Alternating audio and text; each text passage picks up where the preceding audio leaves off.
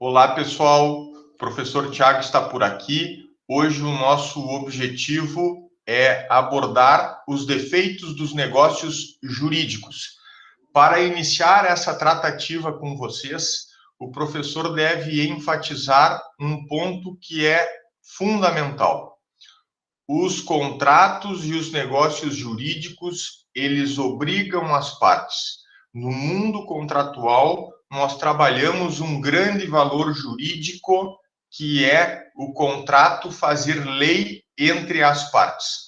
Professor, mas e aquela história da mitigação da autonomia da vontade, que o senhor falou da intervenção estatal através da lei, e que o senhor falou também da estandardização dos negócios jurídicos, porque os contratos já vêm com cláusulas prontas, os chamados contratos de adesão. Mesmo havendo essa mitigação na autonomia de vontade, mesmo assim, é um valor jurídico a força obrigatória que os contratos têm na nossa sociedade. Por que o professor está enfatizando isso como primeira ideia da nossa aula de hoje sobre defeitos dos negócios jurídicos? Porque ao tratarmos de defeitos dos negócios jurídicos, nós temos que ter como ideia central que os negócios jurídicos já foram formulados, eles já estão prontos, eles já são contratos, eles já são casamentos, eles já são testamentos que passaram por uma elaboração e que chegaram agora na fase de produção de efeitos.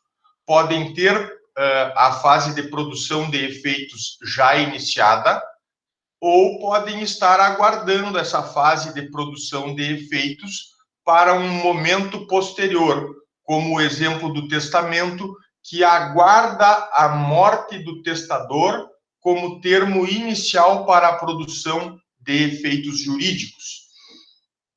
Então, quando a gente vai falar de defeitos dos negócios jurídicos, nós, por óbvio, estamos pressupondo que os negócios jurídicos já existem, já foram produzidos e provavelmente passaram pelo crivo do degrau da validade, pelo filtro do degrau da validade. E o que nós, como juristas, como acadêmicos, como estudantes de direito, vamos entender ao analisar defeitos dos negócios jurídicos? Que nós estaremos, através de ações anulatórias ou de ações declaratórias de nulidade, nós estaremos questionando esses contratos, nós estaremos querendo que o juiz, nós estaremos pedindo ao juiz para que ele torne sem efeitos os contratos e que ele traga as partes para o estado anterior à negociação. Aquele que em contrato de compra e venda pagou o preço e recebeu o bem, deve devolver o bem. E aquele que, de outro lado, recebeu o preço e entregou o bem, deve devolver o preço recebido. Desfazer o contrato, desfazer o casamento, desfazer o testamento por ação anulatória ou por ação declaratória de nulidade vai ter como efeito a volta das partes ao estado anterior à negociação. Quem era comprador deixou de ser comprador, quem era vendedor deixou de ser vendedor. Quem pegou o bem comprado, devolve o bem comprado. Quem que pegou o dinheiro pela venda, devolve o dinheiro da venda. É aqui nesse mundinho que nós estamos começando a lidar. O mundo das ações anulatórias e o mundo das ações declaratórias de nulidade. Então, pilar fundamental: os contratos fazem lei entre as partes, eles são uma segurança jurídica na nossa sociedade. Eu não estou dizendo nada, absolutamente nada, contra isso. Mas também devo agora começar a tratar de um assunto jurídico que vai questionar esta força obrigatória dos contratos ao dizer em ações anulatórias e ações declaratórias de nulidade, ao dizer que houve uma falha na vontade manifestada e que, portanto, essa vontade não é livre, ou que houve um vício social, um vício que contraria o ideal da sociedade no sentido de uma boa-fé objetiva.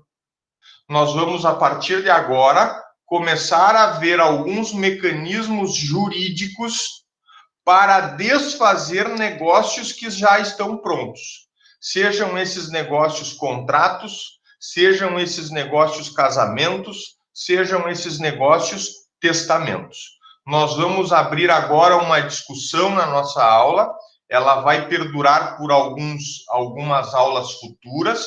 Nós vamos abrir essa discussão para contrariar aquela força obrigatória do contrato, alegando uma fundamentação em torno da manifestação de vontade que não foi livre, e ao alegar que a vontade manifestada não foi livre, nós vamos pedir aos juízes, nas mais variadas ações anulatórias e nas mais variadas ações declaratórias de nulidade, nós vamos pedir aos juízes que desfaçam os negócios jurídicos, que anulem os negócios jurídicos, que os tornem sem efeitos e que tragam as partes ao estado anterior à negociação. Quem comprou, devolve o bem comprado. Quem vendeu, devolve o dinheiro recebido pela venda. A ação anulatória e a ação declaratória de nulidade, elas terão esse efeito prático na vida profissional de vocês e na vida das pessoas que vocês vão defender no Poder Judiciário. Muitos casos de pareceres que eu mandei a vocês vão ter essa discussão em torno de causas de nulidade. Algumas vão enfrentar o defeito do erro, outras vão enfrentar o defeito do dolo, outras vão enfrentar defeito da coação, do estado de perigo, da simulação, da fraude contra credores. Vocês têm, ao longo desse semestre, a possibilidade de fazer um debate de fato e um debate de direito a respeito destes assuntos. As duplas receberam casos práticos, casos que ocorreram e foram julgados pelos tribunais, sendo que uma dupla recebe a versão de quem pede e a outra dupla recebe a versão de quem se defende na ação judicial. E com isso, vocês poderão fazer um debate no dia das apresentações.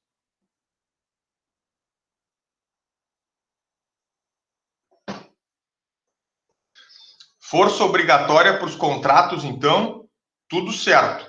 Mas mesmo havendo essa força obrigatória nos contratos, mesmo havendo essa segurança jurídica toda, nós temos que enfrentar esse outro lado, que é o de tentar.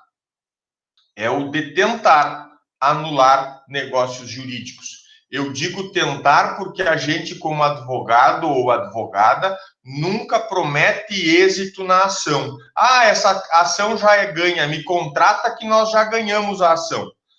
Não façam isso. Escutem o que o professor está dizendo. Se vocês fizerem isso, me contratem que a ação já está ganha. Vocês estarão agindo do mesmo modo que os médicos cirurgiões plásticos, que oferecem como resultado um nariz perfeito, uma orelha perfeita, uma boca perfeita, uma face perfeita. Os médicos cirurgiões plásticos têm responsabilidade civil objetiva. Não depende da culpa deles a responsabilidade e o pagamento de uma indenização salgada à vítima do dano. Basta que qualquer coisa ocorra na cirurgia plástica e que o cliente não saia satisfeito, que já ali estará motivo suficiente para processar o médico e pedir a responsabilidade civil dele, pedir uma indenização pelo dano causado. E esse médico cirurgião plástico não tem em sua defesa a alegação de que não agiu com culpa. Ah, eu não agi com culpa, eu não fui negligente, eu não fui imprudente, eu não fui imperito. Muito menos agi com dolo, eu não queria causar esse dano. Então não me condena a excelência a pagar a indenização. O médico cirurgião plástico não tem essa defesa.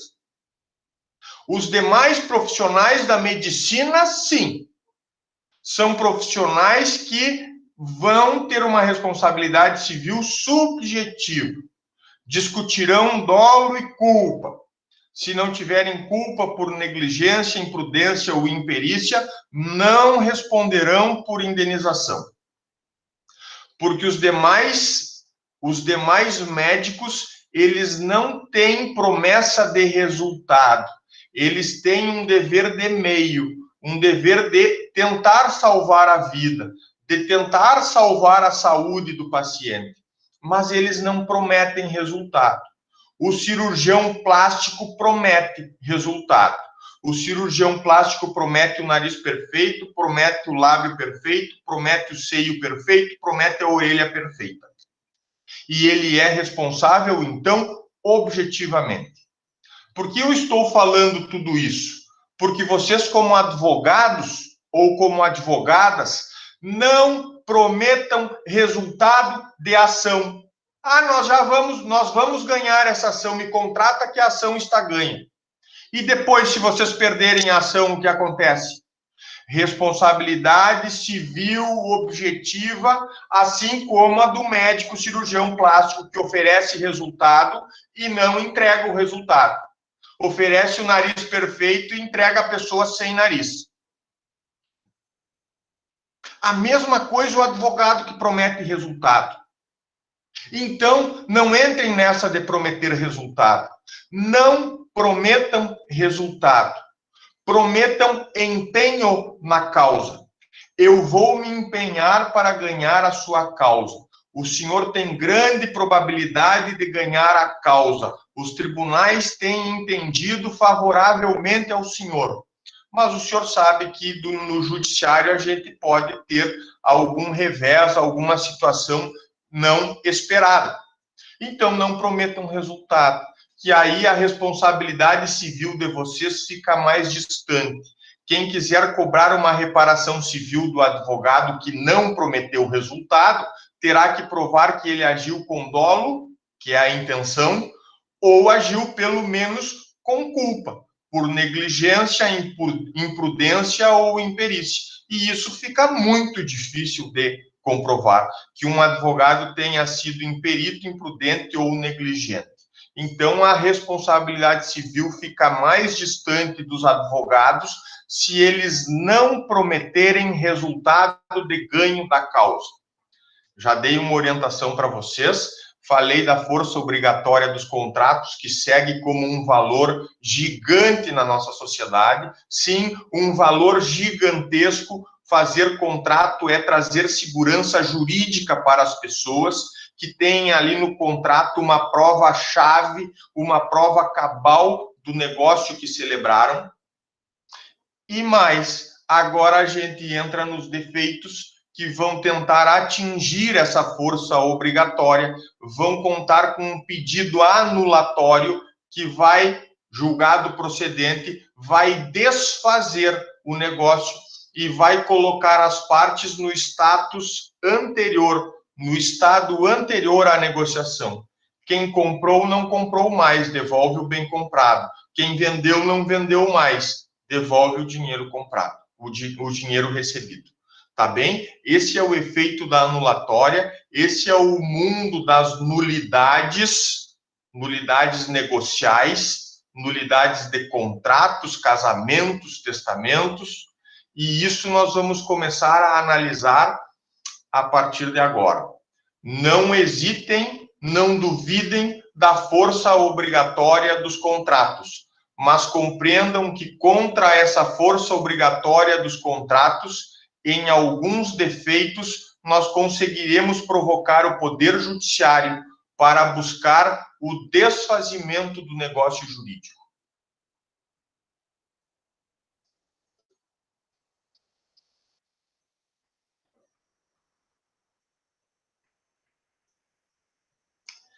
Deverão estar vendo aqui ao lado, gurizada, um material que o professor preparou para vocês.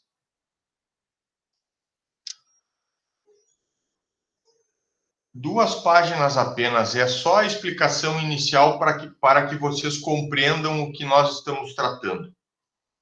Nós vamos iniciar, aqui agora sim, aqui ao lado está em tela grande, ó. Nós vamos iniciar o tratamento dos defeitos dos negócios jurídicos. Esses defeitos, eu vou repetir, eles poderão desencadear a anulação, que é o desfazimento do negócio jurídico que foi celebrado entre as partes. Poderá, jamais deverá. A gente não promete resultado. E mais que isso, vocês devem estar cientes de que ao ajuizar uma ação anulatória ou ajuizar uma ação declaratória de nulidade, vocês terão pela frente que enfrentar um grande valor jurídico, que é a força obrigatória dos contratos. Os juízes vão relutar para tentar salvar a negociação que foi assinada entre as partes.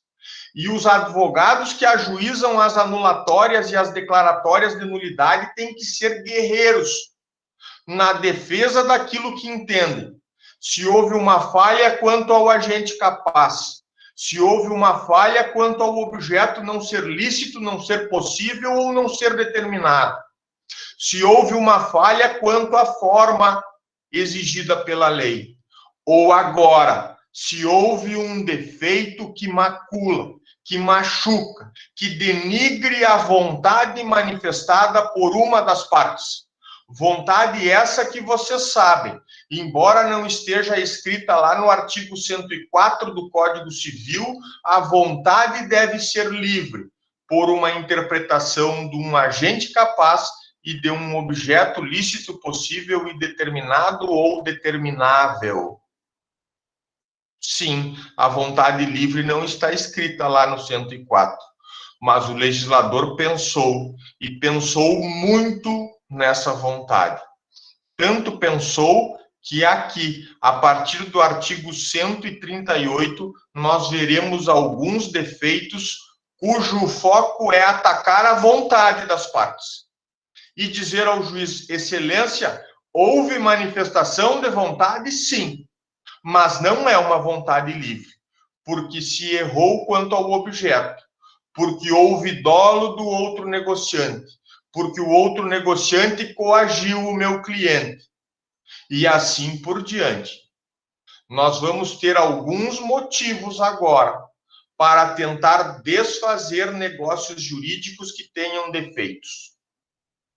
Mas, repito, é uma possibilidade, porque a ação judicial anulatória, a ação judicial declaratória de nulidade, ela é uma via muito difícil, ela é uma via complicada de se ganhar, diante da obrigatoriedade que os contratos têm.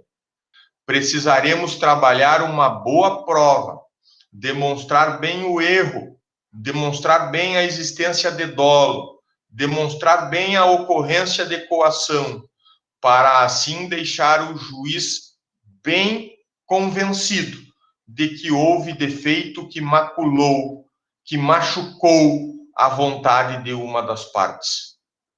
E assim pedir a anulação ou o desfazimento daquele determinado negócio.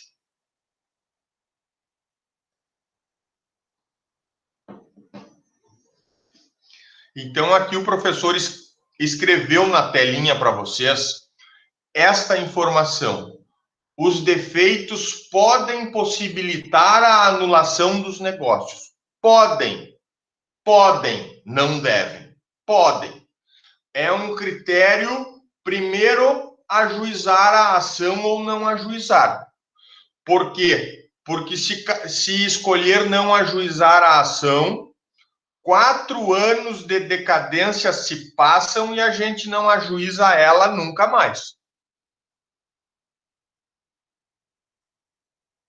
Então, o primeiro ponto é uma possibilidade de ajuizar. E o segundo ponto é, ajuizada a ação anulatória ou ajuizada a ação declaratória de nulidade, nós não temos, e não temos como ter, certeza de que vamos ganhar essa causa. Nós vamos nos empenhar para ganhar, mas certeza nós não temos de ganho de causa. Então, eu coloco propositadamente a expressão podem. Os defeitos podem possibilitar a anulação dos negócios jurídicos por equívocos quanto à vontade manifestada. E eu falarei para vocês de 5 defeitos que atacam esse ponto, vontade livre. E nós diremos nas anulatórias: excelência, senhor juiz, meritíssimo, magistrado, a vontade aqui manifestada não é livre. Houve defeito do erro, houve defeito do dolo, houve defeito da coação e assim por diante. Nós levaremos esse fato, mácula na vontade manifestada, levaremos esse fato a conhecimento de um juiz em uma ação anulatória. E o efeito disso, se a ação for julgada, se o pedido anulatório for julgado procedente pelo juiz, o efeito disso será o desfazimento do negócio. Será a derrubada desse negócio lá do 3º degrau da eficácia, na escada pontiana, lá para o fundo do poço, abaixo do 1º degrau. Ele será um nada juridicamente depois que um juiz ou que um tribunal anular o negócio.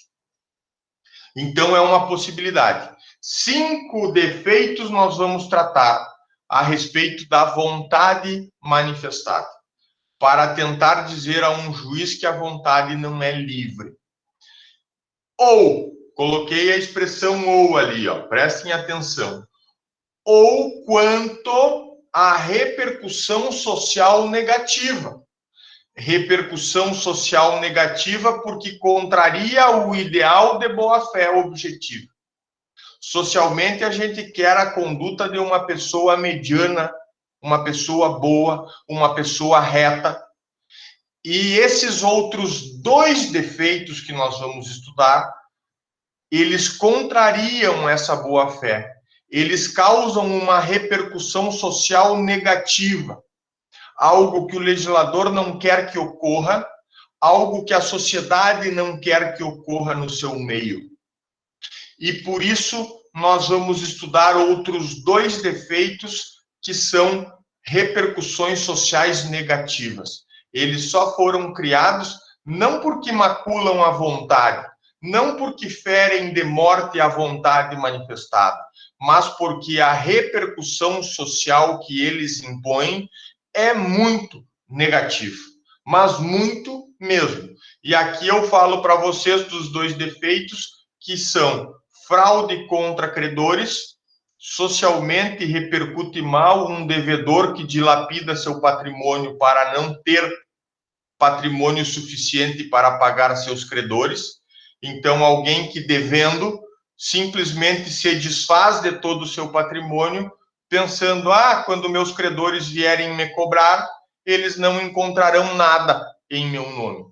Isso é fraude contra credores. Inclusive, tem pareceres que vocês são indagados a fazer sobre fraude contra credores. Também um segundo vício com repercussão social negativa é a simulação. E aí a simulação é a única que torna o negócio jurídico nulo. Eu troco de tela para falar propositadamente sobre essas situações com vocês. Vocês deverão ter lido o Código Civil em alguns artigos e se deparado com uma dúvida que é dúvida de muitos. E que muitos profissionais, se vocês forem pesquisar nos julgamentos que são feitos pelos tribunais, muitos profissionais, muitos juízes não sabem bem fazer essa distinção. Mas vocês vão saber. Vocês não vão errar isso. E eu vou traduzir essa situação para vocês.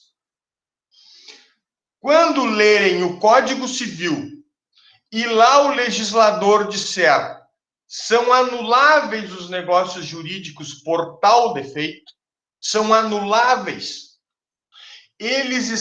os legisladores estão a sinalizar que as falhas são leves.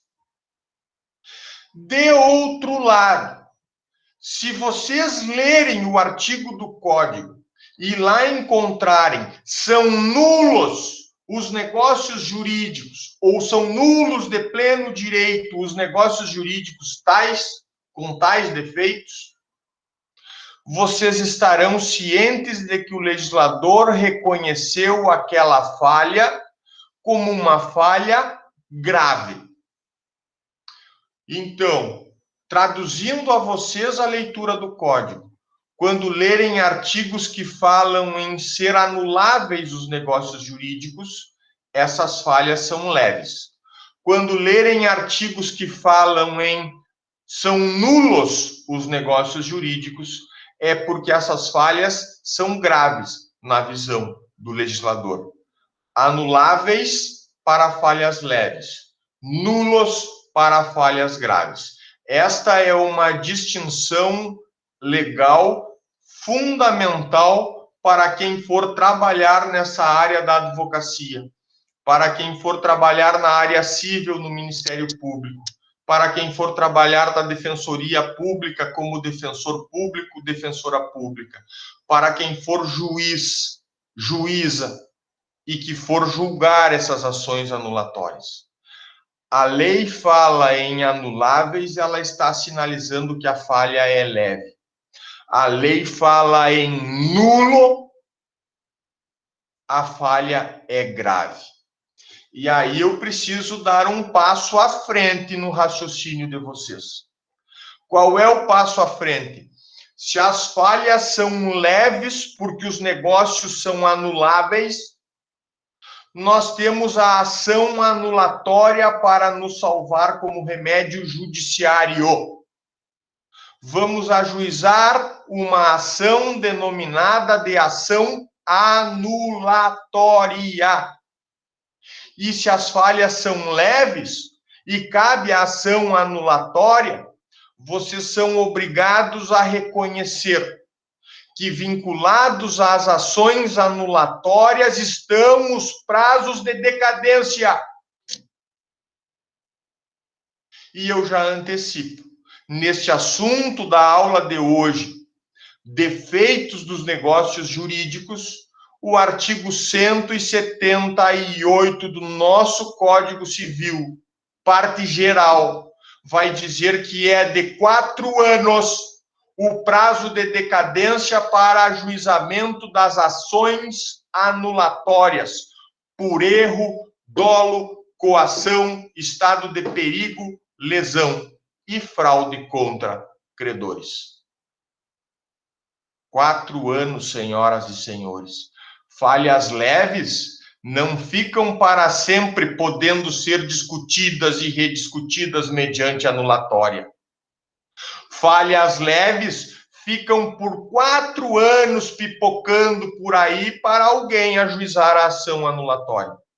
Se em 4 anos e 1 dia ninguém ajuizou esta bendita ação anulatória, ninguém discute mais aquela nulidade. Ninguém discute mais aquela falha leve, porque não terá prazo hábil mais para isso. E o tempo, mais de 4 anos, consolida um negócio jurídico que era anulável dentro dos 4 anos, mas que depois de passados os 4 anos, não é mais anulável e está salvo. Salvo de qualquer discussão anulatória. Então, as falhas leves são sinalizadas pelo legislador com a palavra anulável. São anuláveis os negócios jurídicos por erro. É assim que o legislador fala.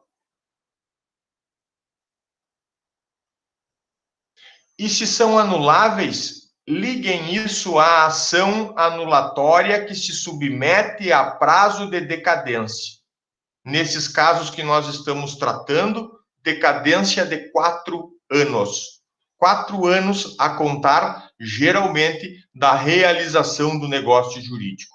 Assinado o negócio jurídico hoje, contem 4 anos para frente, critério data-data, igual a fazer aniversário, critério data-data, contem 4 anos para frente e esse será o prazo que terão para discutir via ação anulatória um pedido de anulação do negócio jurídico assinado hoje. Professor, o senhor falou das falhas leves, negócios anuláveis, ação anulatória, se submete a prazo de decadência. Isso nós já entendemos. Qual é a outra perspectiva? A outra perspectiva é o legislador sinalizar na lei que a falha é grave. É nulo o negócio jurídico simulado. E quando o legislador diz isso, ele está dizendo, é falha grave simular negociações juridicamente. É falha grave escrever um contrato de locação quando, na verdade, não se paga aluguel mensalmente e isso é um comodato. É falha grave redigir um contrato de compra e venda de bem imóvel quando, na verdade, se reconheceu o recebimento do preço, mas nada se recebeu, porque debaixo dos panos ocorreu verdadeira doação. E o legislador é claro. Diferente do Código Civil de 16, que não tratava a simulação como falha grave. Mas o Código de 2002 trata. E diz, são nulos, falha grave, são nulos os negócios jurídicos simulados. Podendo se salvar, se estiver de acordo com o 104 do Código Civil, podendo se salvar o negócio dissimulado, aquele que estava funcionando por debaixo dos panos, aquele pode ser salvo. Se ele for válido na sua forma, se ele cumprir os requisitos do 104, é isso que nós vamos ver lá na simulação. Mas trocando em miúdos, o legislador dá de bandeja a vocês quando a falha é grave, porque ele usa a expressão nulo. São nulos os negócios jurídicos simulados. E ele está dando o recado. É grave a falha quando o negócio jurídico é simulado. Professor, e no mundo dos remédios judiciários, qual é a ação que a gente usa nessa causa que vai envolver discussão sobre simulação de um negócio jurídico? E a ação é a ação declaratória de nulidade. Vejam que lá nas falhas leves eu falava na ação anulatória que decai. Aqui nas falhas graves, a ação é a ação declaratória de nulidade. Ela vai atacar uma falha grave. E olhem que remédio, que santo remédio judiciário nós temos aqui. É uma ação declaratória que, portanto, é imprescritível. Ataca falhas graves com as quais o legislador não concorda de maneira nenhuma, e ao atacar falhas graves, ela está livre de contagem de prazo para o seu ajuizamento. Nós ajuizamos ação declaratória de nulidade a qualquer tempo. Eu costumo brincar. Pode-se passar 50 anos da assinatura do negócio e nós ainda teremos a ação declaratória de nulidade plenamente possível de ser ajuizada. Porque as ações declaratórias são imprescritíveis. Professor, então, como é que eu sei quando ajuizo a anulatória que decai e quando é que eu ajuizo a ação a anulatória que decai e quando é que eu ajuizo a ação declaratória de nulidade que não decai, que não se submete a prazo. A leitura do Código Civil, quando nos artigos o legislador falar em anuláveis os negócios jurídicos, nós teremos ali o sinal de que a falha é leve e que, portanto, cabe a ação anulatória que decai em 4 anos. De outro lado, quando o legislador falar em negócio nulo, são nulos os negócios jurídicos simulados, ele estará dizendo a falha é grave, cabe ação declaratória de nulidade, que é imprescritível, que não se submete a prazos de decadência. É essa a lição inicial da aula de hoje. As ações anulatórias se submetem a prazo de decadência, atacam falhas leves. As ações declaratórias de nulidade, elas são imprescritíveis e servem para atacar as falhas graves. Ao final, as sentenças que porão fim, que colocarão fim a esses processos, seja na via da ação anulatória, seja na via da ação declaratória de nulidade, esses processos concluirão, ao julgarem procedentes os pedidos anulatórios, concluirão pelo desfazimento do negócio que havia sido assinado entre as partes.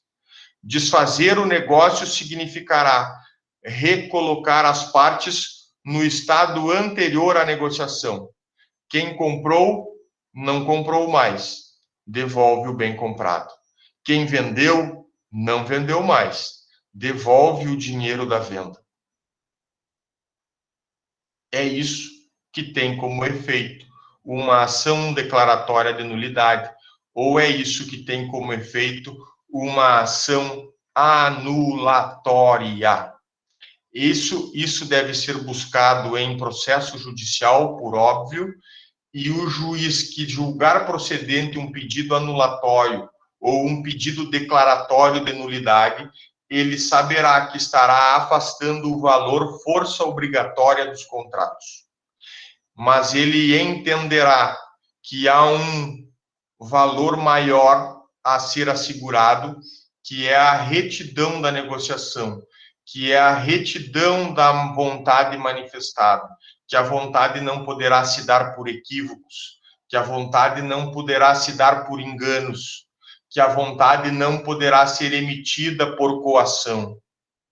O juiz, então, terá elementos suficientes para afastar a força obrigatória dos contratos e determinar o desfazimento daquela negociação.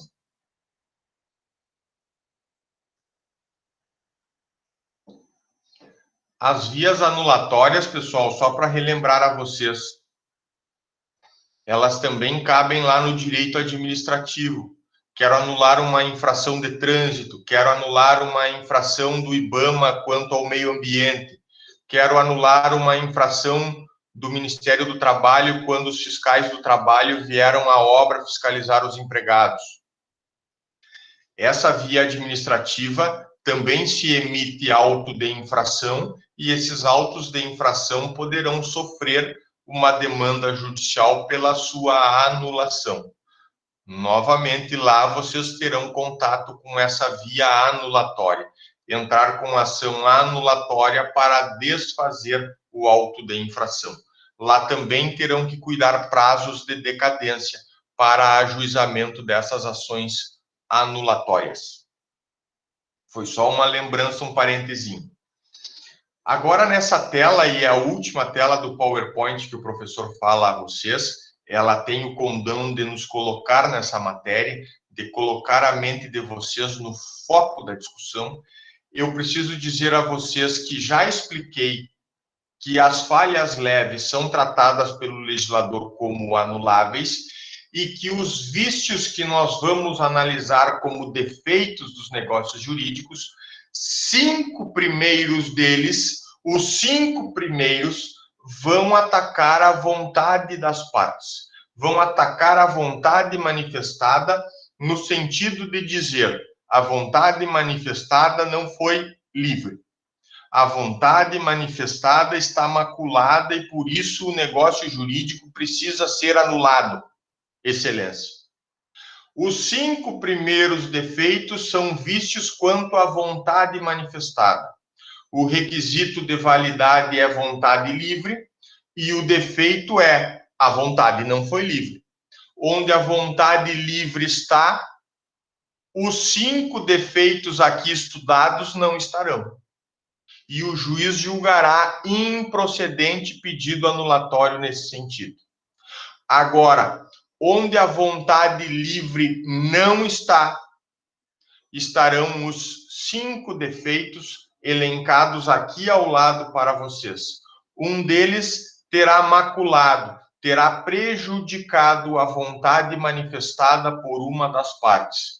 E isso ensejará o ajuizamento da ação anulatória e ensejará ao juiz, que encontrará isso provado, ensejará ao juiz a anulação desse negócio jurídico cuja vontade não foi livre. Falo dos 5 defeitos que nós ainda vamos estudar. Erro ou ignorância é o primeiro deles, e eu enfatizo a vocês que quem erra se engana sozinho. O outro negociante até poderia advertir o engano, mas fica em silêncio. O segundo defeito é o do dolo. O dolo é artifício de estelionatário, é aquele cara que tem uma lábia gigantesca, consegue convencer por uma argumentação vasta, mas quando a pessoa do outro negociante se dá conta, já foi induzida a fazer um negócio que não queria. A vontade no dolo também fica maculada. Terceiro defeito é a coação. O Código Civil trata da coação moral, é aquela coação falada. Ninguém está indo às vias de fato, ninguém está torturando a outra parte para assinar o contrato. Se for tortura, a coação será física e aí a falha é grave. A coação tratada ali no Código Civil é a coação moral e é tratada como falha leve. Ninguém encosta a mão em ninguém, apenas é o argumento: eu vou matar a sua esposa se o senhor não assinar o contrato, eu vou sequestrar a sua filha se não assinar o contrato, vou lhe matar se não assinar o contrato. Fica no argumento. E aquele argumento tem que ser tão desastroso para o psicológico de uma das partes que ela, se sentindo amedrontada, ela vai e assina o contrato. Ela cede à coação. Em uma situação de irregularidade, ela não assinaria o contrato. Mas como ela ouviu aquele dizer: eu vou te matar se tu não assinar o contrato, aquilo incutiu nela um temor tão grande que ela foi lá e preferiu assinar o contrato do que pagar para ver se ela seria morta. O Código Civil fala da coação moral. É a coação que não há tortura. Estado de perigo. E o exemplo no estado de perigo é muito similar a uma coação. Quem passa por situação, a parte que passa por situação de estado de perigo, ela está, na verdade, se sentindo coagida pelas circunstâncias. O pai que chega ao hospital com o filho nos braços e o filho à beira da morte, e o pai grita: vejam um médico, meu filho precisa ser operado. Meu filho precisa de socorro.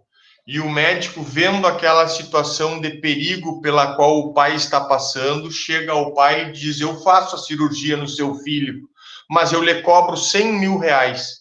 E o pai, na hora do desespero, assina o contrato e paga 100 mil. Depois ele vai para casa com o filho salvo, logicamente. Vai para casa com o filho salvo e começa a refletir. Mas eu paguei 100 mil reais. Agora, vendo e falando com um e com o outro, esse médico que me cobrou 100 mil, usualmente ele cobra 10 mil para fazer a cirurgia. E a mim ele cobrou 100 mil reais. E aí ele começa a ver que a situação de desespero vivida por ele, e que era uma situação de desespero conhecida do outro negociante médico, ela foi utilizada para, na pressão do momento, fazê-lo pagar 100 mil reais, quando, na verdade, o justo era 10 mil reais. Então, o estado de perigo, ele também macula a vontade de quem se manifesta no negócio jurídico. O pai que paga 100 mil, quando, na verdade, deveria pagar 10 mil. Professor, e se o médico tivesse cobrado os 10 mil, teria a via anulatória? Eu digo a vocês que não. Se o médico tivesse cobrado o preço corriqueiramente da cirurgia, que corriqueiramente ele cobra, não há motivo para anulatória por estado de perigo. Mas ele cobrando 100 mil, ou seja, 90 mil a mais do que ele cobra usualmente, ali surge uma desproporção nas prestações e surge um prejuízo para aquele pai que se manifesta ou manifesta a vontade, premido pela possibilidade da morte do filho, e ali tem o defeito do estado de perigo, a ensejar a via anulatória para desfazer o contrato. Lá nós vamos depois discutir talvez a injustiça da via anulatória. E a doutrina chega a dizer, vamos usar a revisional, ação de revisão, para equilibrar a situação, que resolve melhor do que anular o contrato e o médico ter que devolver todo o dinheiro. Mas isso nós vamos ver depois. Agora, no estado de perigo, lembrem que ele é um tanto semelhante com a coação, só com essa perspectiva de que a pessoa está num estado de necessidade, ou eu faço ou eu vou morrer, ou eu faço ou o meu filho morre, que a pessoa naquele estado psicológico ela faz. Ela faz qualquer coisa. Ela assina contrato de 100, de 200, de 500 mil reais. Nem que depois ela tenha que vender tudo que ela tem e mais um pouco. No estado de perigo é isso que ocorre. O temor é tão grande, aquela situação psicológica é tão drástica que a pessoa negocia qualquer coisa de qualquer coisa. E ali está o estado de perigo. A doutrina fala desse estado médico, a doutrina fala também do salvamento em um naufrágio, que a pessoa paga alta soma em dinheiro para ser salva em um naufrágio, e por aí vai. A doutrina sinaliza algumas negociações como exemplo de estado de perigo. O pai que vê o filho sequestrado e que vende a sua casa por 100 mil reais quando ela vale 500, porque 100 mil reais era o valor pedido pelos sequestradores. E então ele torra um bem de 500 por 100 para pagar o valor do sequestro. E o comprador sabendo da aflição, de agonia daquela pessoa que tem seu filho sequestrado, o comprador se vale disso e diz, olha, eu só te pago 100 mil. Se tu quiser vender, eu não pago mais que 100 mil, só te pago 100 mil. Então, ali tem o estado de perigo que motiva um dos negociantes a realizar negócio jurídico que ele não realizaria na sua situação de normalidade. E o quinto defeito que macula a vontade é a lesão que verifica novamente uma desproporção nas prestações opostas, podendo ser até por inexperiência de uma das partes. Uma parte completamente inexperiente, nunca tinha comprado a casa própria, e vai e compra a casa que vale 200 mil, ela paga 1 milhão.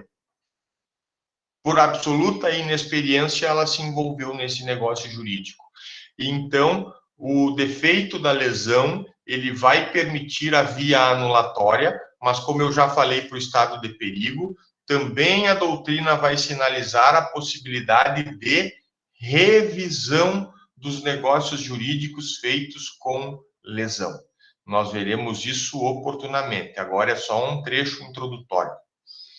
Depois de analisados 5 defeitos que atingem a vontade, para dizer que essa vontade não é livre, nós temos outros 2 vícios que são com repercussão social negativa.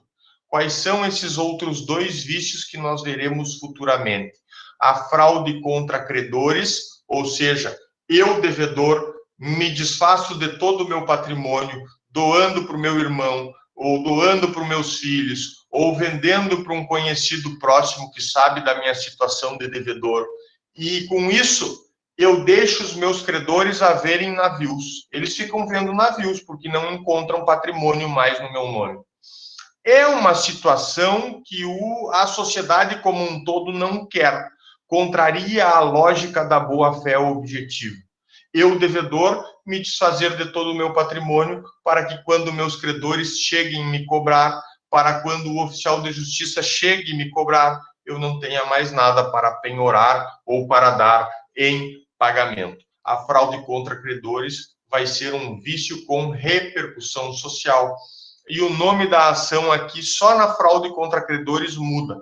Ela tem um viés anulatório, a doutrina discute que ela seria só ineficaz em relação aos credores, mas ela tem um viés anulatório, só que o nome dado à ação, para quem está trabalhando no parecer fraude contra credores, o nome dado à ação é ação pauliana ou revocatória. Podem chamar de ação pauliana, podem chamar de ação revocatória.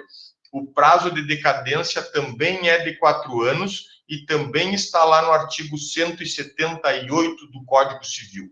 Veremos a ação pauliana e a fraude contra credores numa aula futura. Por fim, coloquei em vermelho aqui ao lado abaixo, ó. Está em vermelho propositadamente. De 7 defeitos que nós estamos a analisar, os 6 já citados são falhas leves. Ação anulatória, ou nesse caso da fraude, ação pauliana, todas com prazo de decadência a atender. É preciso atender o prazo de decadência de 4 anos. Ou se ajuiza a ação dentro do prazo, ou com 4 anos e 1 dia, se perde a possibilidade de discutir a via anulatória daquele negócio jurídico. Agora, a sétima abordagem que nós estamos a fazer, o 7º defeito citado em vermelho é simulação. E pelo artigo 167, os negócios jurídicos simulados são nulos. Falha grave. De todos os 7, o único que constitui falha grave para o legislador é um negócio jurídico simulado. Eu faço um negócio jurídico na aparência para comprovar documentalmente o negócio jurídico, mas na prática, por debaixo dos panos, aquele negócio jurídico não está acontecendo. Ou não está acontecendo nenhum negócio jurídico, ou está acontecendo outro que precisa ficar encoberto, que precisa ficar na surdina, que ninguém pode saber. Simular para o legislador é falha grave. Simular para o legislador ensejará em vocês o pensamento de que cabe ação declaratória de nulidade, que é imprescritível. Imprescritível. Não se submete a prazos de decadência. Ao abordar em simulação na ação declaratória de nulidade, não precisarão se preocupar com um prazo de 4 anos de decadência. Não tem esse prazo.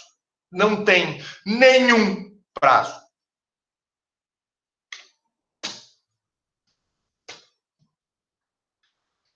Gurizada medonha.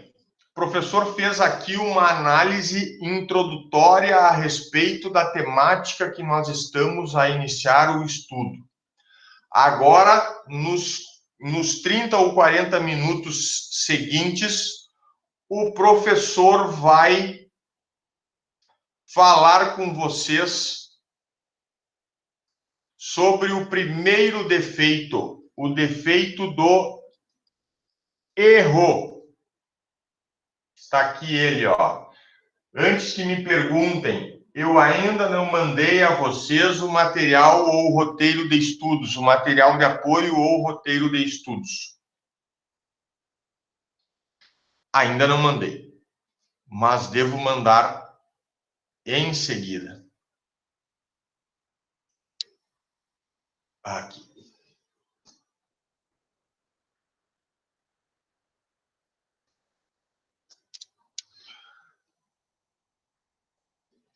Para falarmos de erro, o primeiro defeito do negócio jurídico, que pode ser alegado para afastar aquela ideia de obrigatoriedade dos contratos e fazer com que um juiz reveja a negociação e desfaça aquela negociação, o primeiro defeito é tratado pelo legislador com o nome de erro ou ignorância. O legislador não conceitua o que é ignorância.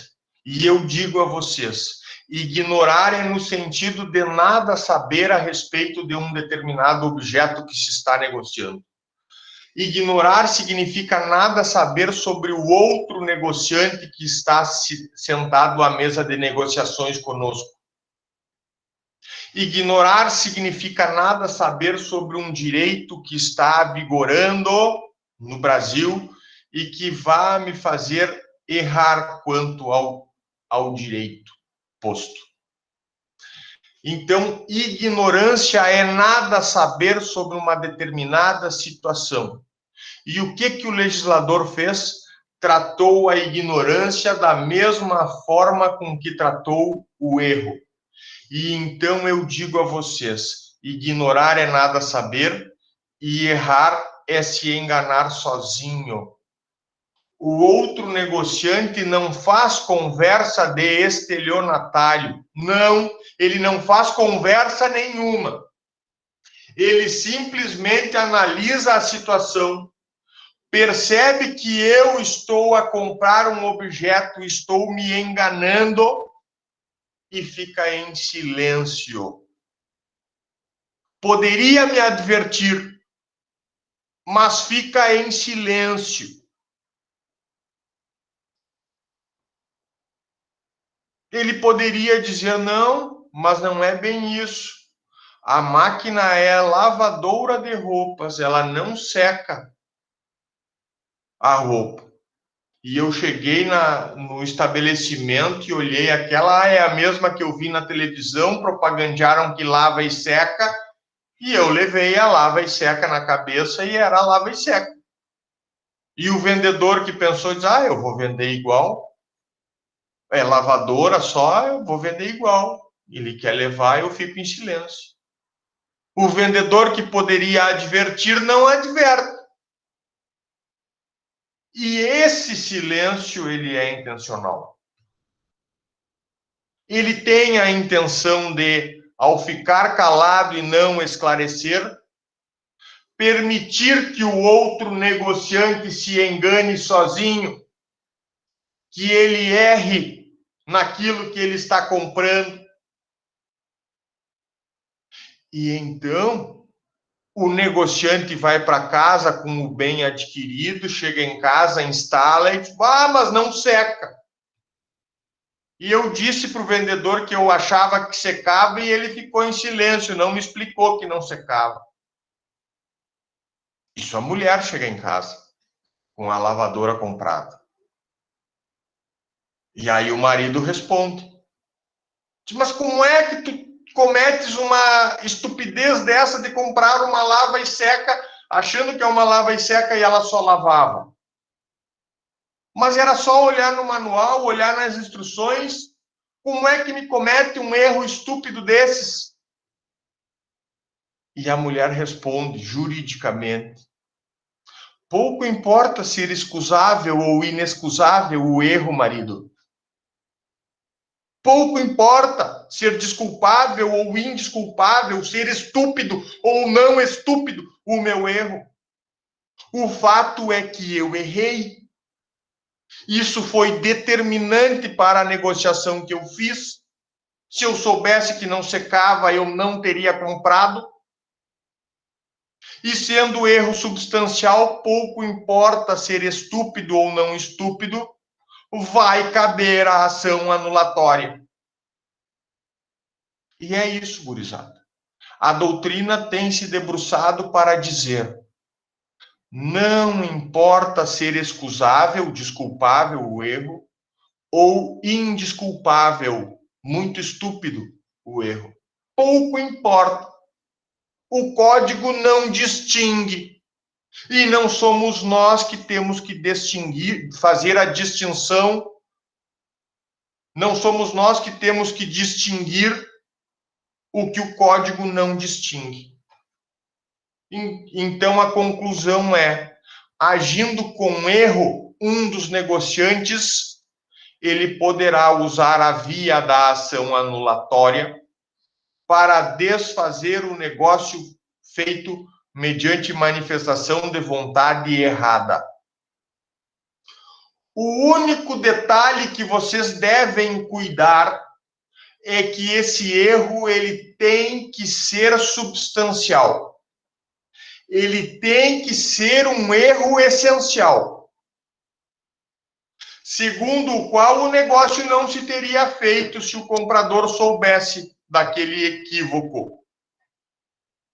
Se o comprador soubesse que estava se enganando e ele não tivesse feito a compra, ao saber que estava se enganando, isso significa que o erro é essencial, substancial para o negócio.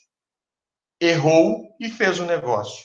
Se soubesse do erro, não teria batido o martelo e não teria assinado a compra e venda.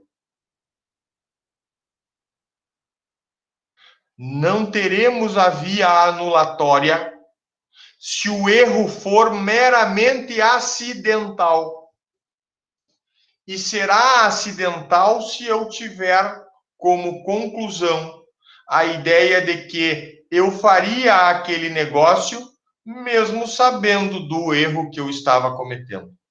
Ah, eu queria uma lavadora dessa marca, eu gosto dessa marca, e pouco importa se não seca, se seca ou se não seca. Eu nem comprei pela ideia de secar, eu comprei mais porque eu queria uma lavadora de roupas. Então eu teria feito um negócio igual para comprar uma lavadora. Nessa conjuntura, e vocês obtêm isso falando com a parte que está procurando vocês no escritório de advocacia, nessa conjuntura, a parte ao dizer que teria feito o negócio igual, da mesma forma, se ela fosse cientificada de que a lavadora era só lavadora e não secava, é porque esse erro é meramente acidental e não requer ajuizamento de ação anulatória nenhuma. Então, o primeiro ponto que vocês têm que estar cientes: o erro a ensejar a ação anulatória deve ser substancial, deve ser essencial, deve ser aquele que, se eu soubesse, eu não teria negociado. E esse erro substancial, ele está descrito no artigo 139 do Código Civil. Mas antes disso, deem uma olhada no que diz o artigo 138, que deve estar aparecendo aqui ao lado para vocês. Vamos só subir um pouquinho. No capítulo 4, ainda na parte geral, no capítulo 4 se fala dos defeitos dos negócios jurídicos, e o primeiro defeito é o erro ou ignorância. E o artigo 138 vai dizer: permitam-me a leitura. São anuláveis, falha leve, portanto, cabe ação anulatória desde que ajuizada dentro do prazo de decadência de 4 anos. São anuláveis os negócios jurídicos quando as declarações de vontade emanarem de erro substancial, que poderia ser percebido por pessoa de diligência normal em face das circunstâncias do negócio. E a doutrina vai dizer: erro substancial, sim, deveremos provocar a via anulatória se o erro for substancial.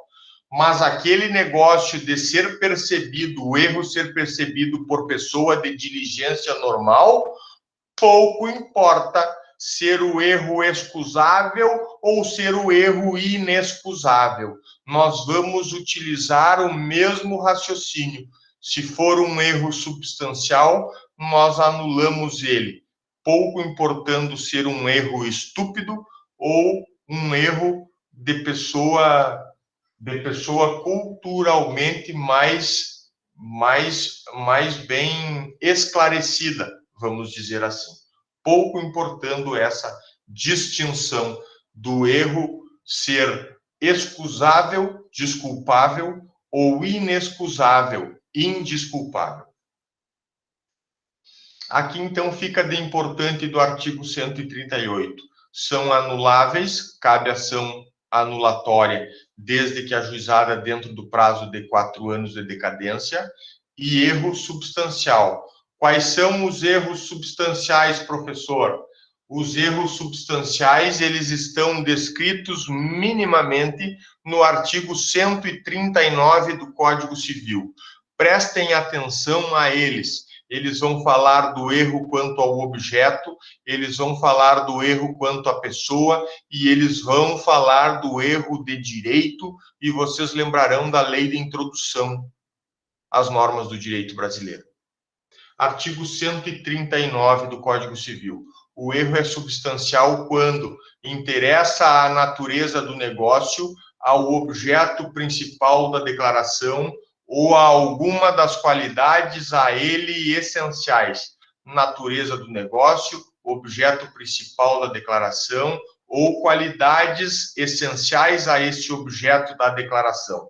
Então, aqui nós estamos como foco, nós temos como foco o erro que envolve o objeto que nós estamos adquirindo. Estou adquirindo um objeto.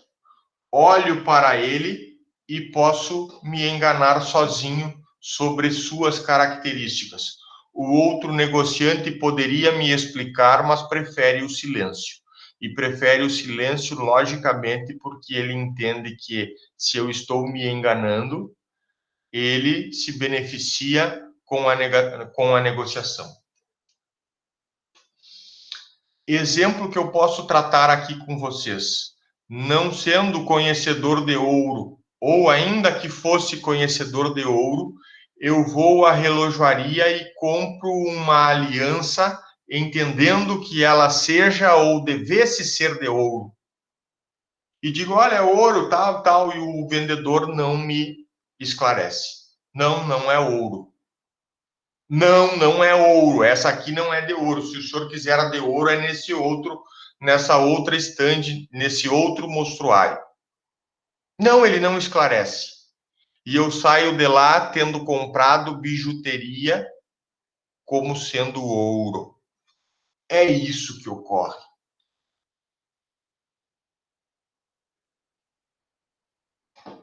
Qual é o centro da minha declaração de vontade para falar o objeto principal da declaração?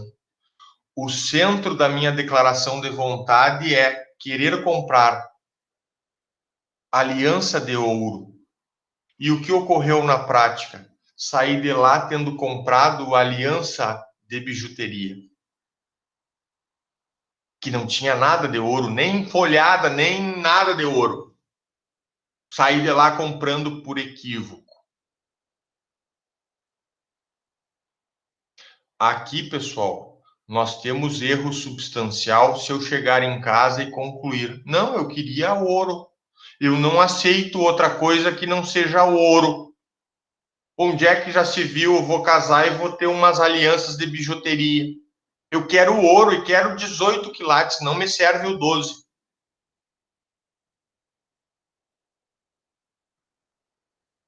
Se isso for substancial, a ponto de a parte concluir que não teria comprado se soubesse que era bijuteria,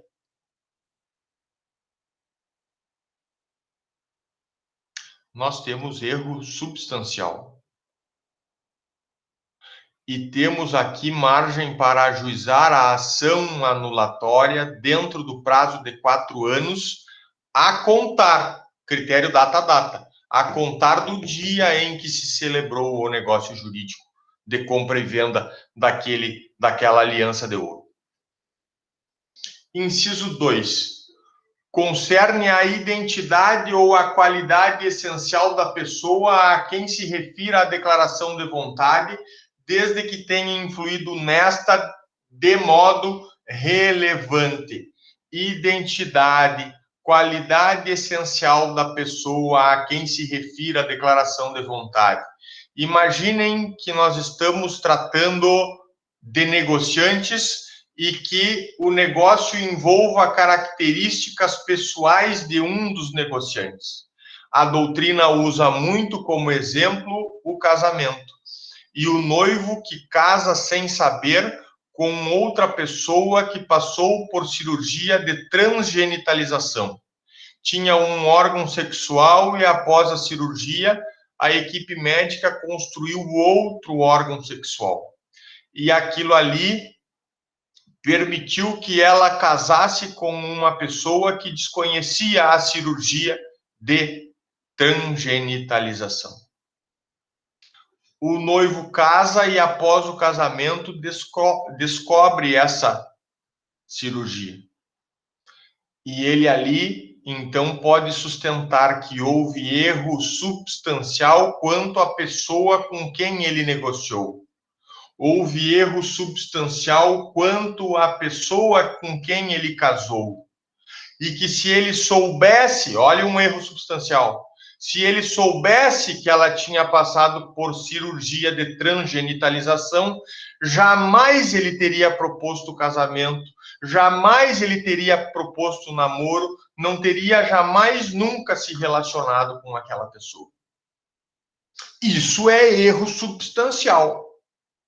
Concluir depois de feito o negócio que não teria negociado se soubesse do erro. Agora, ele também pode entender diferente, que o erro é acidental.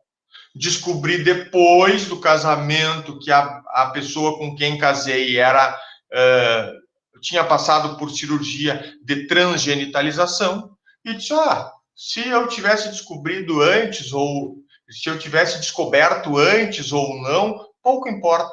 Eu teria casado com ela igual. Então, ali, mero erro acidental. Vocês começam a perceber que é da intencionalidade da parte que a gente tira se o erro é substancial ou se ele é meramente acidental.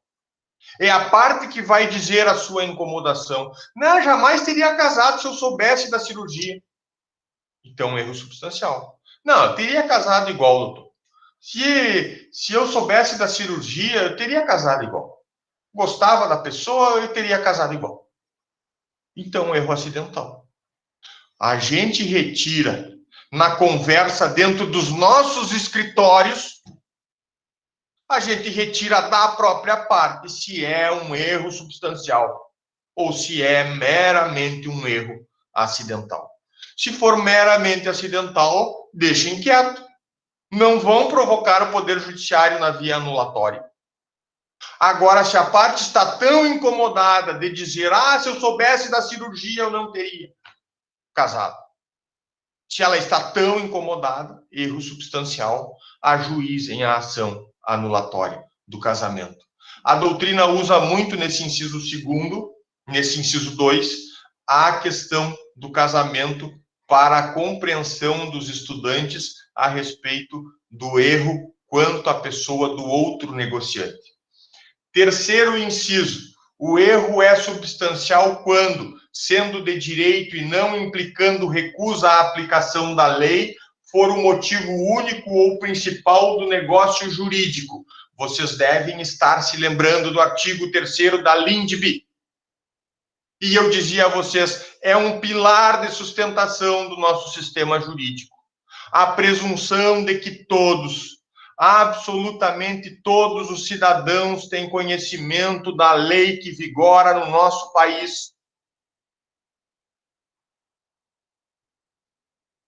E eu dizia mais, mas a própria lei pode trazer exceções pontuais, valorizando, dando alguma consequência jurídica para a alegação de desconhecimento da norma. E aqui no 139, inciso 3, vocês estão diante de uma exceção ao artigo 3º da Lei de Introdução. Aqui o legislador permitiu a alegação, desde que provada, permitiu a alegação de erro de direito nos negócios jurídicos que são celebrados. E há alguns fazendo caso prático de parecer jurídico sobre erro de direito. O exemplo que eu uso também está em um parecer. E eu costumo dizer aqui que o exemplo é o de uma pessoa que compra um terreno para edificar a sua residência em cima dele, e após comprar começa a encaminhar o projeto na prefeitura e pedir autorização para a obra, e tem na prefeitura uma resposta negativa, dizendo não vamos autorizar a sua construção residencial lá naquele terreno que o senhor comprou. E não vamos autorizar porque lá é área de preservação permanente. Área com grande interesse ambiental. E não se admite construção em área de preservação permanente. E nega a construção. Bom, mas aí volto eu para casa, sem a possibilidade de construir e tendo pago alta cifra em dinheiro para comprar o terreno que não admite construção em cima dele. O que fazer? Alegar que desconhecia o direito, que desconhecia a lei municipal que falava em área verde, área de proteção ambiental, área de preservação permanente, e, assim, provocar o Poder Judiciário na via da ação anulatória. Anular o contrato de compra e venda do terreno, por quê? Porque desconhecia a lei que tratava aquele terreno como área de preservação permanente, preservação do meio ambiente. É um exemplo possível. Então, vejam que a gente retira do artigo 139, assim como no 138, a gente retira a ideia de que, para ajuizar a ação anulatória pelo defeito do erro, esse erro deve ser substancial, podendo envolver ou o objeto, ou a pessoa do outro negociante, ou um erro de direito. Então, está bem. Esclarecido isso, eu volto aqui ao nosso material, porque eu preciso enfatizar a vocês, e vai cair em prova, eu preciso enfatizar a vocês o enunciado 12 do Conselho da Justiça Federal nas Jornadas de Direito Civil. Diz assim: na sistemática do artigo 138, é irrelevante ser ou não excusável o erro, porque o dispositivo adota o princípio da confiança. Então, eu só reafirmo a vocês porque cai em prova, gurizada. Não importa ser um erro estúpido ou não ser um erro estúpido. A doutrina tem entendido que não é isso que determina que a gente possa ou não ajuizar a ação anulatória. Nós vamos ajuizar quando o erro for excusável, vamos ajuizar quando o erro for inexcusável, indesculpável, estúpido demais. Vamos ajuizar também. Se a lei protege o erro excusável, aquele que se desculpa porque é um erro que só um grande perito saberia essa situação e não cairia nesse erro. Então, é desculpável. Vamos ajuizar a ação anulatória por esse erro excusável. Mas poderemos ajuizar também quando o erro for inexcusável, indesculpável, diante da estupidez e ignorância de uma das partes. Tamanha a aberração do erro, mesmo assim nós temos a via da ação anulatória. O enunciado 12 poderá estar sendo cobrado na prova de vocês. Deem uma atenção especial a ele, deem uma atenção especial a ele. O que eu preciso aqui agora passar a vocês é que o erro substancial sempre deverá ser alegado quando ajuizarem a ação anulatória. Se vocês concluírem que o erro é meramente acidental, vocês terão como obrigação não ajuizar a ação anulatória. Erro meramente acidental, eu passo a explicar a vocês, ele está no artigo 142. Ele vai permitir apenas a cobrança de uma indenização, vai permitir apenas a cobrança de um valor em dinheiro para a reparação do equívoco. Jamais vai permitir o ajuizamento da ação anulatória. Artigo 142. Vamos prestar atenção no que ele diz. Pulamos alguns, mas depois o professor vai revendo conforme está no material. O erro de indicação da pessoa ou da coisa a que se referir a declaração de vontade não viciará o negócio quando, por seu contexto e pelas circunstâncias, se puder identificar a coisa ou a pessoa cogitada. Então, nós estamos falando aqui no 142 do objeto que está sendo negociado, estamos falando aqui no 142 da pessoa do outro negociante. E se nós cairmos na ideia de erro acidental, que é aquele erro pelo qual, se eu tivesse conhecimento do equívoco, mesmo assim eu teria negociado, eu vou optar pela correção do negócio jurídico já celebrado e vou optar, quanto muito, pela possibilidade de reparação, dos danos. Reparação dos danos no sentido de cobrar uma indenização. No material que vocês vão receber estará lá dito, ó. Diz respeito o erro acidental a elementos secundários e não torna anulável o negócio quando posteriormente for possível a identificação dessa coisa ou pessoa. Então, aqui vocês estão diante dessa possibilidade de talvez, quanto muito, pedir uma reparação ou meramente corrigir o equívoco. Meramente corrigir o equívoco e, quanto muito, pedir uma reparação civil se visualizarem alguma espécie de dano. Agora preciso falar com vocês sobre o falso motivo que está no artigo 140 do Código Civil. Será que o falso motivo ele pode desencadear o ajuizamento de uma ação anulatória?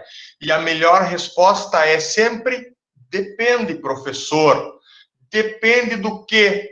Se esse motivo está descrito no contrato como um motivo determinante, ou se as partes nada escreveram no contrato a respeito dos motivos. Olhem se não é isso que diz o artigo 140, e ele está aqui reproduzido. O falso motivo só vicia a declaração de vontade quando expresso como razão determinante. E eu preciso falar um pouquinho a você sobre motivo. O motivo de eu comprar, de eu ser um comprador em um determinado negócio jurídico, pode ser querer dar um presente. O motivo de eu figurar como comprador pode ser achar o preço da oferta um bom preço. O motivo pode ser o imóvel que eu estou comprando estar bem localizado. Isso é motivo. Mas se eu não escrever esses motivos no contrato, eu não terei como discutir a anulação desse contrato pelo falso motivo.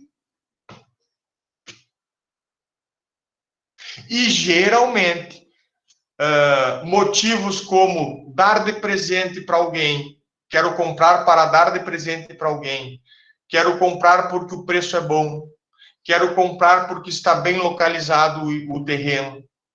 Geralmente, esses motivos não encontram-se descritos nos contratos. E aí, vocês chancelarão. Se o motivo não está descrito no contrato, eu não posso pedir a anulação por falso motivo. Professor, então quando é que eu posso pedir a anulação por falso motivo? Quando, por exemplo, e isso é um caso prático, veio da jurisprudência, situação julgada por nossos tribunais brasileiros. Quando eu quero comprar uma empresa, o ponto comercial e todos os bens dessa empresa, tudo, o fundo do comércio inteiro,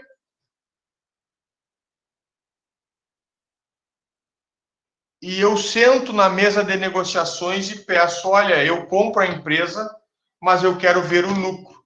E eu só me satisfaço se o lucro for de 1 milhão por mês. E os vendedores se reúnem e trazem contabilidade, balanço e organização contábil e me demonstram por A mais B que o lucro sim é de 1 milhão por mês. E eu digo, olha, eu vou colocar no contrato de compra e venda desta empresa que o motivo determinante da minha negociação é isso que vocês estão dizendo, que o lucro é de 1 milhão por mês. E que eu estou comprando porque o lucro é de 1 milhão por mês. E escreve lá uma cláusula contratual. Lembram que os negócios jurídicos eles se caracterizam por deixar margem negocial para as partes? Então, escreve uma cláusula contratual lá, digita uma cláusula contratual. O motivo desta compra e venda do fundo do comércio empresarial é porque o lucro da empresa adquirida é superior mensalmente a 1 milhão de reais. O que acontece se eu fixo um motivo para a negociação e fixo esse motivo de forma expressa no contrato? Eu tenho a via da ação anulatória pelo falso motivo. Então, adquiri a empresa, lucro de 1 milhão por mês e começo a operacionalizar a empresa e eu sou o novo diretor da empresa. E mexo daqui, mexo dali, mês vai e mês vem, e quanto muito eu consigo 200, 300 mil por mês de rendimento e vejo que aquilo foi uma falcatrua. Que forjaram a ideia de que era 1 milhão por mês o rendimento. Mas está escrito no contrato que o motivo da compra é 1 milhão por mês. Pois agora, abre ao comprador do fundo de empresa, abre ao comprador da empresa a possibilidade de discutir a via de anulação do contrato de compra e venda da empresa, alegando o falso motivo. Porque o falso motivo está expresso no contrato como razão determinante da compra. Eu só comprei por causa do 1 milhão. 6 meses se passaram e o mês que eu mais consegui foi 300 mil.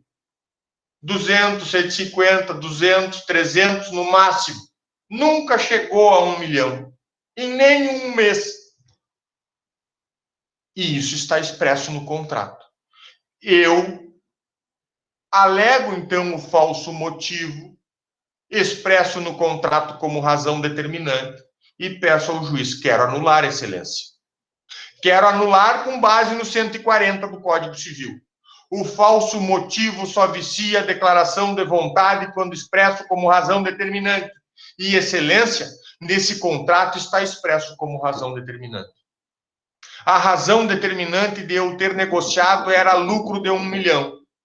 Só que isso nunca se verificou. O lucro sempre girou em torno de 200 ou 300 mil. E então eu quero a nulidade do contrato. Vejam que o 140 ele abre uma porta, mas ele também pode fechar a porta para tantas outras discussões sobre falso motivo. Comprei para dar de presente, isso não está escrito no contrato. E aí eu chego em casa, a pessoa que ia ser presenteada não estava de aniversário. Vou voltar lá e dizer, era falso motivo, eu queria para dar de presente, mas para quem eu comprei não estava de aniversário. Aí não dá, né, pessoal? Não está escrito no contrato que dar de presente era a razão determinante. Então, aqui vai mais uma dica para quem for escrever contratos.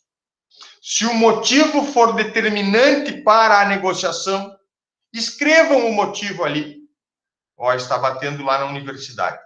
O professor só vai terminar o 141, o 143 e o 144. 141.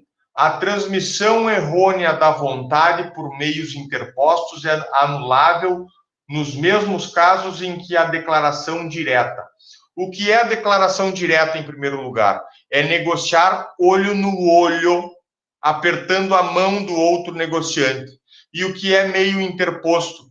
Negociar através de uma página de computador na internet. Através do computador, entra numa página, olha o bem e clica. Comprar, pagar com cartão, confirmar, está feito. Olharam olho no olho? Não. Apertaram a mão do outro negociante? Não, professor. Foi pelo computador. Então, meios interpostos, como o computador é um meio interposto que liga uma pessoa vendedora a uma pessoa compradora, a internet é um meio interposto e vai permitir anular os negócios jurídicos da mesma forma que se anula na compra direta, quando a gente está olho no olho com o vendedor. Erro material retificável, artigo 143. O erro de cálculo apenas autoriza a retificação da declaração de vontade. Assim como nós já vimos lá o erro acidental, o erro material retificável também vai valorizar a permanência da negociação, vai valorizar a conservação dos contratos e vai sinalizar ao intérprete que meramente corrija o erro de cálculo. Então, nós vamos propiciar a correção do erro de cálculo. Algum ajuste, algum valor que foi mal calculado e constou no contrato, vamos sempre valorizar a correção em vez de anular essa negociação. Vamos aqui também lembrar do artigo 112, que lá, quando nós estudamos o artigo 112, eu dizia a vocês, vamos valorizar mais a intenção das partes. Então, no 143, assim como no 140, o erro acidental, o erro material retificável, nós vamos buscar sempre a correção da situação contratual e não buscar a via da anulação do contrato. Artigo 144 é uma pérola que vai finalizar o nosso estudo sobre o erro. O erro não prejudica a validade do negócio jurídico quando a pessoa a quem a manifestação de vontade se dirige se oferecer para executá-la na conformidade da vontade real do manifestante. Bom senso, isso aqui se chama. Bom senso de quem vende, vê que o outro errou, e quando o outro volta para reclamar, olha, eu me equivoquei, eu me enganei, achei que fazia e não fazia isso. Eu achei que o objeto que eu comprei lavava e secava, e não, só lava. Qual é a boa índole, o bom senso do outro negociante que vê o equívoco? Se propor a executar o negócio conforme a manifestação de vontade do proponente. Então eu chego à loja e reclamo, olha, levei como se fosse lava e seca. Quando eu falei disso, o senhor ficou em silêncio. Agora eu quero devolver, porque eu quero levar uma lava e seca. Ah, não, tá bem, aquele dia eu estava perturbado, mas vou fazer o negócio como lhe convém. A senhora me devolva a máquina aqui, pode levar essa outra aqui que lava e seca. Inclusive, naquele dia não tinha lava e seca, chegou ontem aqui, está no estoque. Nós vamos ter que até ver a questão da diferença do preço, mas vamos atender o que a senhora quer. Vejam, bom senso, artigo 144. Uma parte erra, volta e reclama, e a outra parte, vendo o equívoco, corrige o equívoco. Vamos precisar de ação anulatória? Lógico que não. Não vamos precisar. Vamos precisar de bom senso. Aqui o exemplo para fechar, ó. Pensa que compra o lote 4 da quadra X, mas é o lote 4 da quadra Y.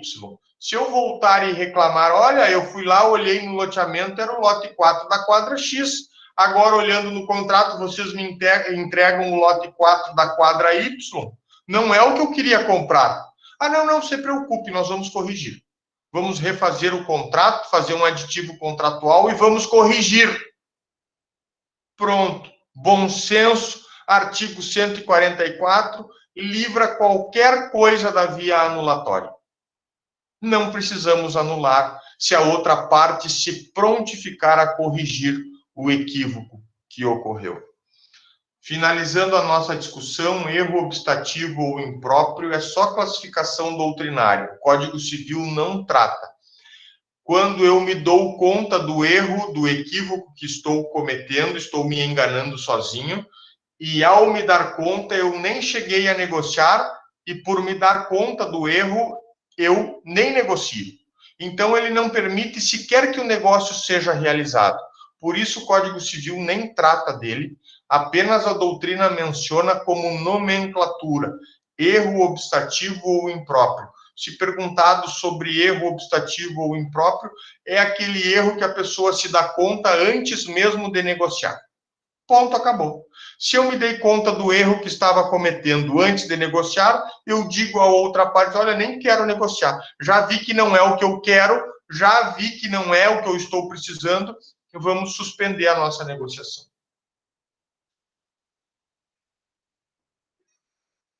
Gurizada, o professor vai encerrar a gravação da aula e vai ficar à disposição de vocês.